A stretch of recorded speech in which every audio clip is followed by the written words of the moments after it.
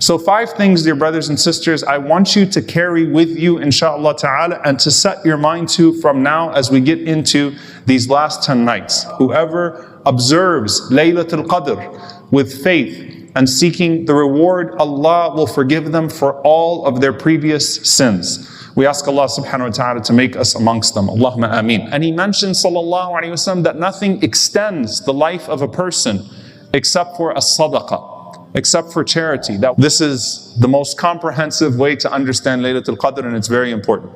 The narration about the Prophet sallallahu alaihi wasallam, the best adhkar, what the best forms of remembrance in Ramadan are.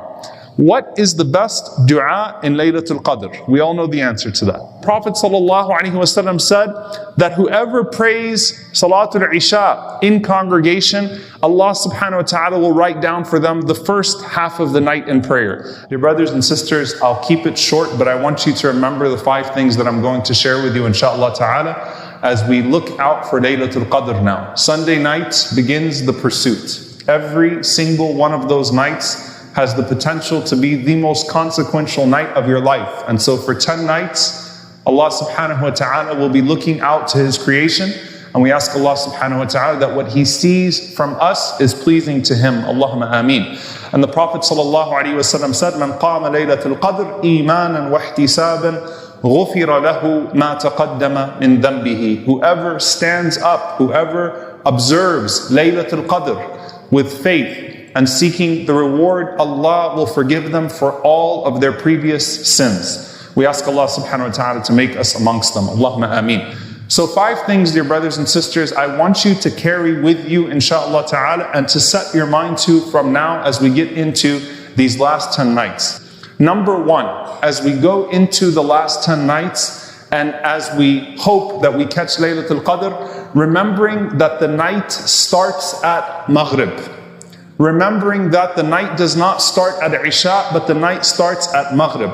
And some of the Salaf, they mentioned that this is such an important point for us as we go into these precious nights, because how many people at the time of their breaking of the fast will lose out their Laylatul Qadr before they pray a single rak'ah of Taraweeh, before they even make it to Salatul Isha. Why? Because over iftar, you might backbite, you might gossip, you might say something you should not be saying, you might do something that is not pleasing to Allah subhanahu wa ta'ala.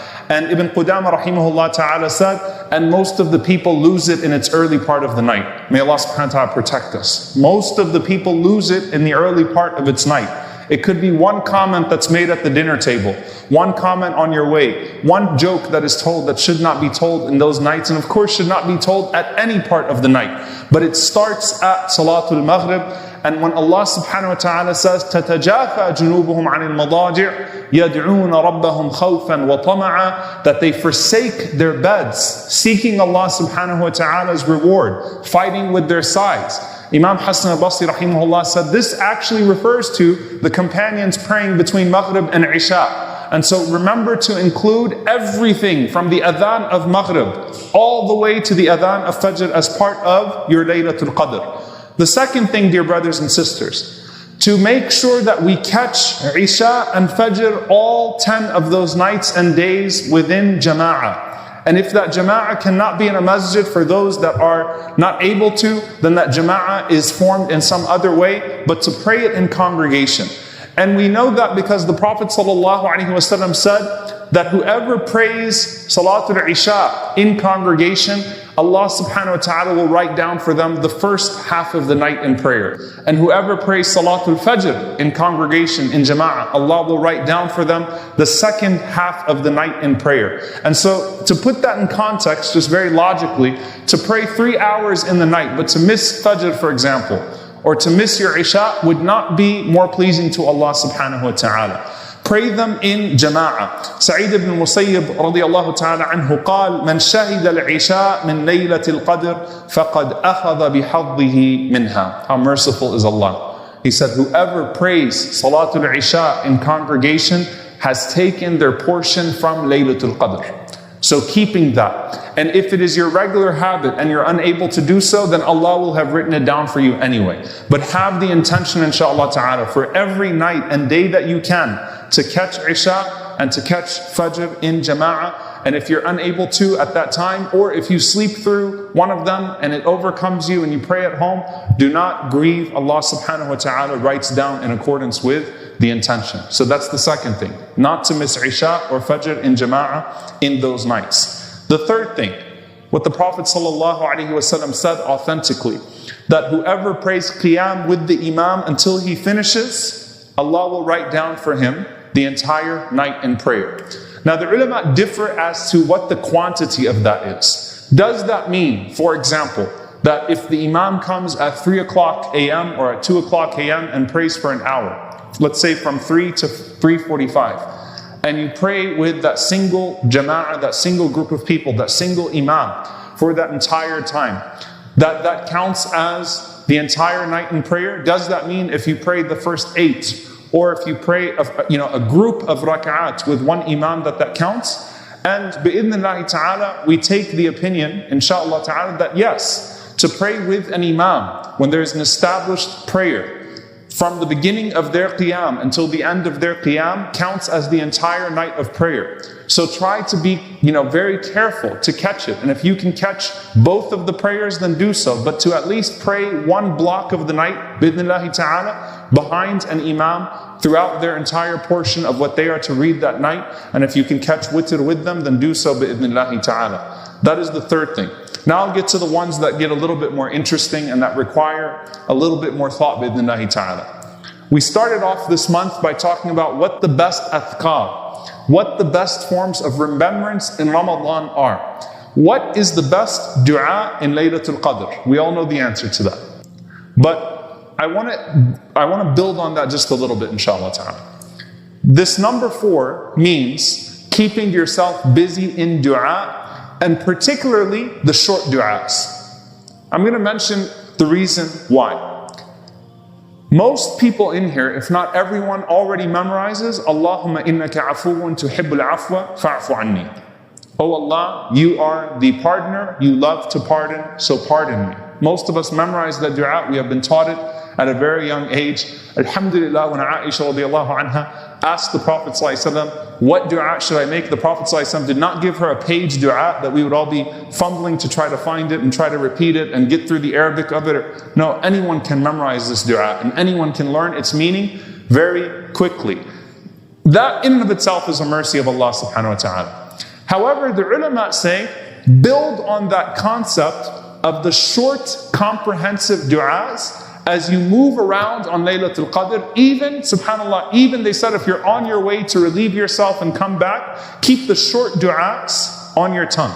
Why? Because the Messenger sallallahu alayhi wa sallam said, أَحَبُّ دُعَاءِ إِلَى اللَّهِ أَجْمَعُهَا. The most beloved of du'as to Allah, the most beloved of supplications to Allah are the ones that are the most comprehensive.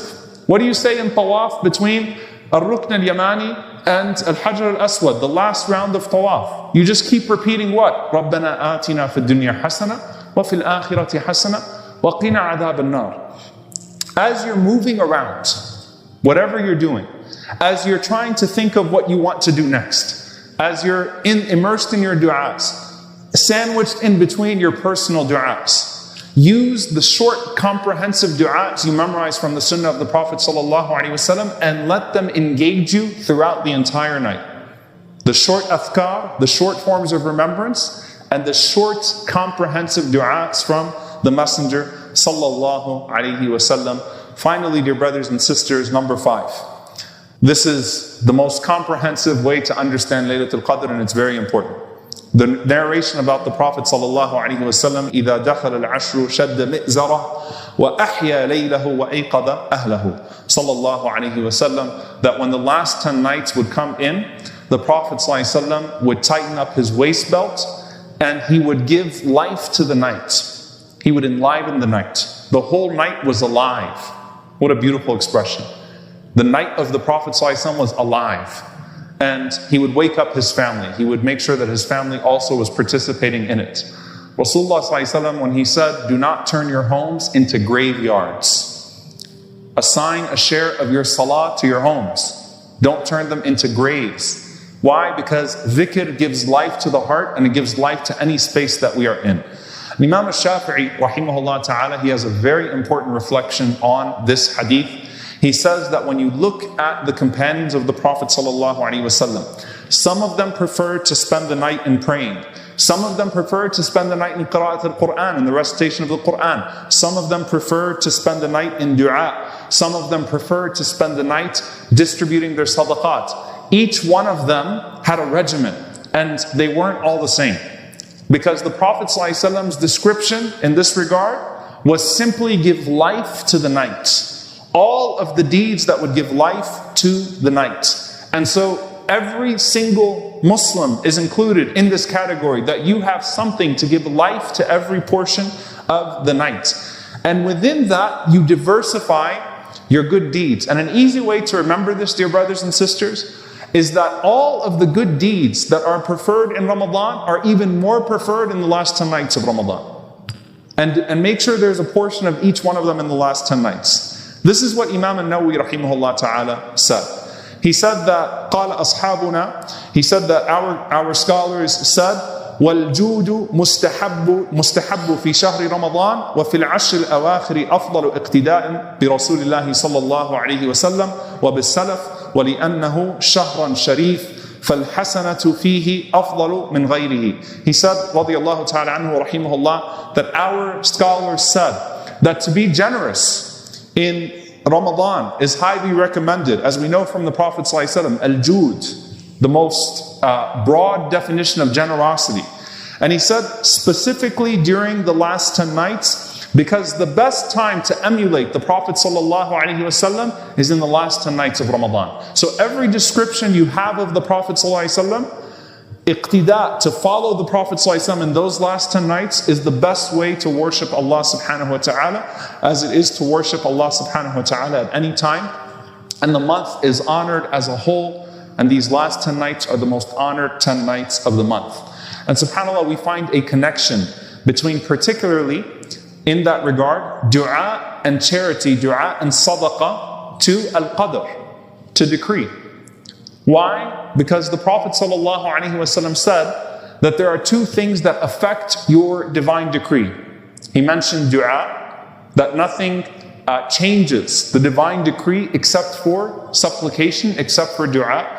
And he mentioned ﷺ that nothing extends the life of a person except for a sadaqah, except for charity. That would actually form an extension, change the decree and extend a person's life. So you can find, what then on Laylatul Qadr? What then on the night of decree?